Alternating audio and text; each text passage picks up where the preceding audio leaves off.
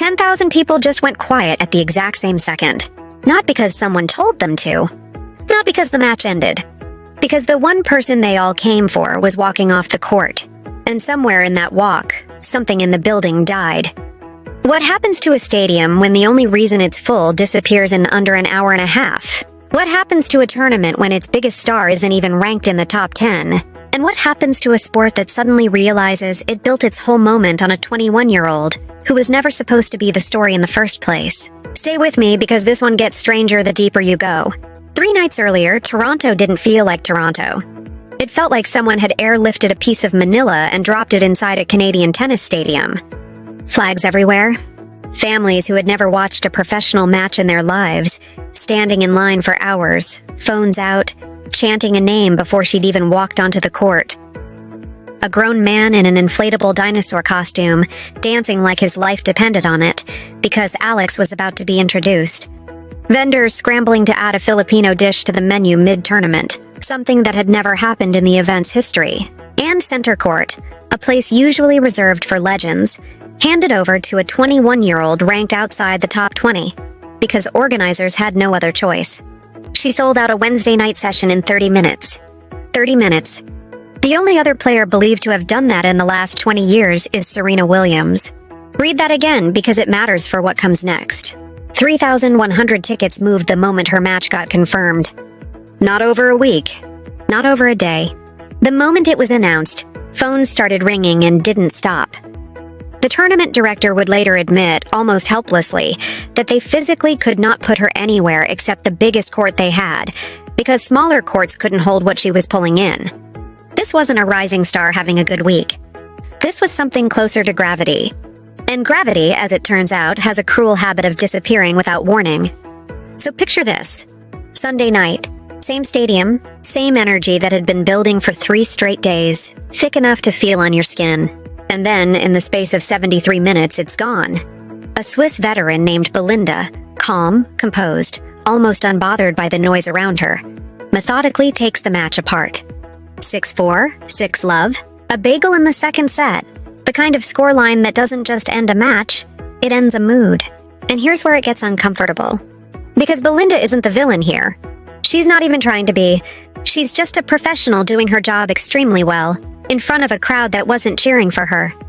And when it's over, she doesn't gloat. She stands there, mic in hand, and says something almost apologetic.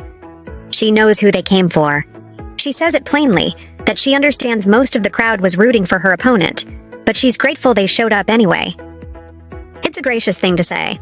It's also, in its own quiet way, devastating, because it confirms what everyone in that building already suspected. They weren't there for tennis. They were there for her. For Alex. And now Alex is gone. Watch what happens next, because this is where the story stops being about a tennis match. The stadium doesn't empty out slowly. It empties out like air leaving a balloon. Flags that had been draped over railings for 3 nights start coming down, folded, packed into bags. The line at the food stall selling Filipino adobo, a line that had wrapped around the corner every single night, just isn't there anymore. Reporters who had covered this tournament for years start describing something they've genuinely never seen before. A crowd noise so loud it sounded like a Grand Slam final, replaced within minutes by the sound of footsteps on empty concrete. One fan posts online, almost in disbelief at their own memory, that they still can't process how a stadium sold out 3 nights running because of one player. The amazement is still there. It's just curdled into something sadder. Because everyone in that building just watched a phenomenon end in real time, and none of them are sure it's coming back. Now here's the part that should genuinely unsettle anyone who runs a tennis tournament for a living. Before Alex ever set foot in Toronto, this event was already successful. 9 of the top 10 ranked players in the world were competing. Attendance was strong. Projections had the tournament contributing close to $60 million to the local economy. On paper, this was a healthy, thriving, well-oiled machine. And then one 21-year-old walked in, and the machine didn't just run better. It transformed into something else entirely. The tournament had drawn its highest attendance ever the year before, and this year, with her in the draw, it was on pace to smash that number. Not because the top players were suddenly more exciting. Not because ticket prices dropped. Because of her. One person. reshaping the trajectory of an entire event that had existed for years before she ever played a point in it. That's not a fun fact. That's a warning sign. And somewhere in a boardroom, someone is very quietly starting to sweat. Let's talk about why. Because the why is where this gets emotional instead of just statistical. Over 270,000 Filipino Canadians live in the Greater Toronto area alone. For years, professional tennis has tried, in fairly clumsy ways, to diversify its audience, to pull in communities that never felt like the sport was built for them. And then Alex showed up, fresh off a career-defining title, and did in 1 week what marketing departments hadn't managed in a decade. Families who had never watched tennis in their lives bought tickets. Senior citizens who'd never been inside that stadium showed up early just to get a seat.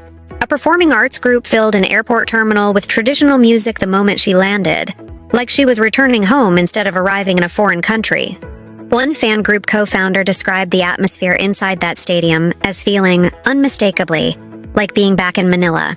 Not reminiscent of, like actually being there.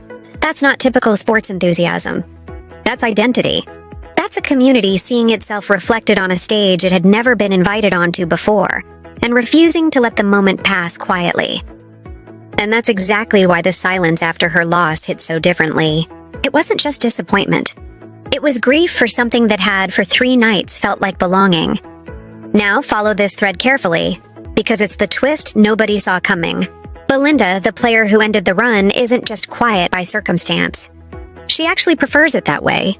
There's a well-documented moment from a match the year before, where she visibly lost her patience with a noisy, overly excited crowd, snapping at a rival player's box to be quiet, later complaining directly to the umpire about the noise. This is a player who plays better in silence, who is, in some strange twist of fate, the exact opposite of everything the last 3 nights in Toronto represented. So when the tournament needed its biggest draw to keep rolling, the player standing in the way wasn't just skilled, she was almost thematically built to end the party. Calm against chaos, quiet against roar, and quiet won. Sit with that for a second.